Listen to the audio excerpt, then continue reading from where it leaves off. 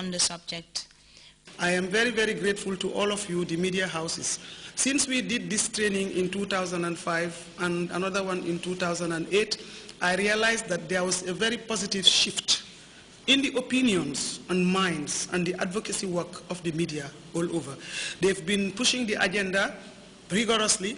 They've been reporting on it on a very positive note and have been able to influence the minds, because this is based on the research we have done, and we have seen that what they bring out to the public also shapes the minds and hearts of the people, and that has resulted to the dropping of the knives that we have done.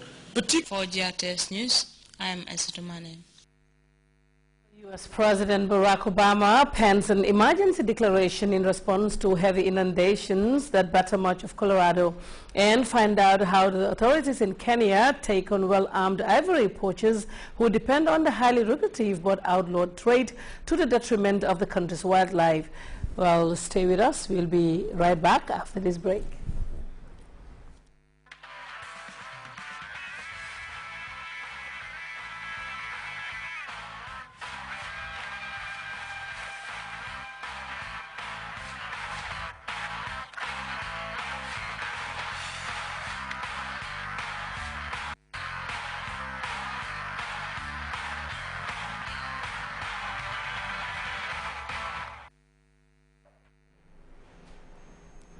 Welcome back to Grts News. In the state of Colorado, some residents say they have never seen anything like it.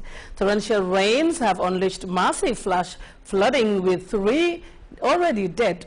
President Barack Obama has signed an emergency declaration to scale up relief to hard-hit areas. CNN's Anna Curran has more.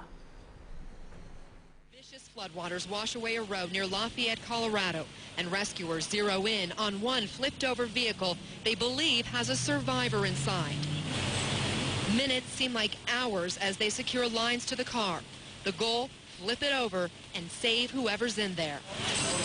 Finally, the submerged car is turned on its side, and rescuers have a chance to break a window and look inside. To the relief of the entire rescue team and to people across the country watching this unfold on live TV, a survivor appears. But he's not safe yet, as the man puts on a life vest. His car falls again, this time without a window to seal off the floodwater. Is there an air pocket in the car? Precious seconds tick by as the water rushes into the vehicle. Then rescuer Robert Williams leaves the safety of his own raft to free the man, and finally, he makes it to shore. Others wouldn't be as fortunate. The floods are blamed for at least 3 deaths in Colorado, and officials are bracing for that number to rise. This was a devastating overnight storm in the dark, and I anticipate that as the day goes on, we are likely to find other people who are the victims of the storm. I hope and pray that's not true. Authorities began their rescues Wednesday night, including this family and their dog stranded on their balcony in Boulder. The storm at times dumped an inch of rain an hour. Boulder Creek, which runs through here at the University of Colorado, flowed at 16 times its normal rate. How high the creek was, how fast it was, how muddy it was, and how dangerous it was. It freaked us out. Throughout the day, officials urged residents to stay inside, warning the floodwaters are far more dangerous than they appear. That person can very easily just go floating down this river like we're seeing tons of debris because it is fast moving. Across the state, water damaged or overflowed dams, roads became impassable from water or mudslides, and homes collapsed. Here, the tiny town of Lyons was cut off completely by what local officials describe as a 500-year flood. Residents have been told they could be on their own for up to 3 days. Rain continued throughout the day and could get worse. For a second night, Colorado battles darkness, floodwaters, and a race against time to rescue its residents. Ana Cabrera, CNN, Boulder, Colorado. CNN's Ana Cabrera there. Well-armed and organized ivory poachers are wiping Kenya's elephants, but national park rangers are taking them on. Just this week, the Kenyan Wildlife Services reported the shooting of 3 suspected poachers. CNN's Zain Verji caught up with some of the authorities to find out what they face. cool, muddy water causing a splash. A sweet relief from the baking savanna heat. Nearby, a baby elephant is only too eager to imitate the adults. A fun afternoon for this herd of elephants in Kenya's Tsavo Conservation Area. Park rangers protecting the elephants' natural playground. On this day, they're polishing their training, how to load and reload a firearm quickly, and then aim accurately at the enemy when under threat. The enemy? Poachers. The men in this newly formed team are drawn from various security agencies in the country, part of a government initiative to boost the fight against wildlife poaching.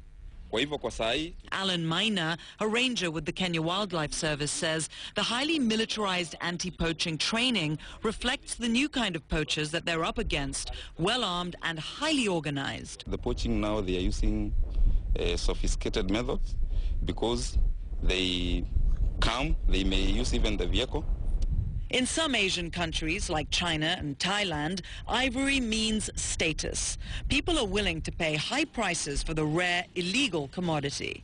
Their appetite has fueled the slaughter of thousands of elephants. So far, this year alone, Kenya has lost more than 250 elephants. Last year, more than 360. I have no words for this. Robert O'Brien, a senior officer at Kenya Wildlife Service, shows us what he calls an elephant graveyard. Rows and rows of old elephant skulls and jaws, remains of elephants that have died from drought and at the hands of poachers. This is just part of, maybe a quarter of what is out there. These are hundreds of elephants dead. A new wildlife conservation and management bill in Kenya will put in place stiffer penalties for poaching once it goes into effect. But in the meantime, Alan and his group of rangers continue to push forward. They understand only too well their critical role in protecting the largest mammal on Earth. But the task is daunting. The men are few, the land is huge and porous. Tourism is a key part of Kenya's economy. The wildlife, a key attraction to visitors from across the world. But animal rights groups warn that if the current elephant killings continue, in a few decades there will be no elephants left in the wild. But Alan remains hopeful about victory. We are hoping that even the years to come, like 15 years, the tourists will be coming and seeing animals because the effort we are putting, we feel that we are going to win the war of poachers. Well, crucial talks are underway in Geneva for a second day on the Russian plan for Syria to surrender control of its chemical weapons. U.S. Secretary of State John Kerry is meeting with his Russian counterpart, and UN Syrian envoy Lakhdar Brahimi was also present at the meeting. CNN's chief security correspondent explains the progress made. You got it, the essential disagreement there, which is on the threat of force. The U.S. saying it's going to reserve that right. The Russians saying that should be off the table. I just watched the delegates, Russian and American, go back in for another session of meetings. As you mentioned, Lavrov and Kerry have now said they will meet again to discuss this plan later this month in New York, so you can see how the timeline of these talks can extend. But they also say they're going to expand the subject of the talks and not just speak about getting rid of Syria's chemical weapons, but also to a peaceful end to the civil war there, to the civil conflict. So we're seeing this about more than just the stockpiles. As you say, Secretary Kerry said that their start has been constructive. That's not quite as bad as frank discussions in diplomatic speak, not quite as good as productive, but at least they're talking, and we'll see how things go today. And the behavior and dynamic that's been on display there at the talks. I understand that there was an incident with Sergei Lavrov that was caught on camera?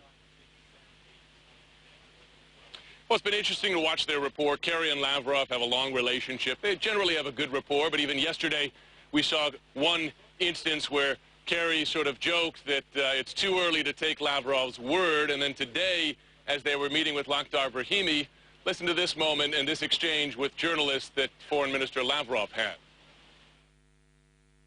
You don't give us orders, you just catch the moment. We'll see you after the meeting. Thank you. So these are serious talks. These are both serious men, but they have real disagreements on the threat of military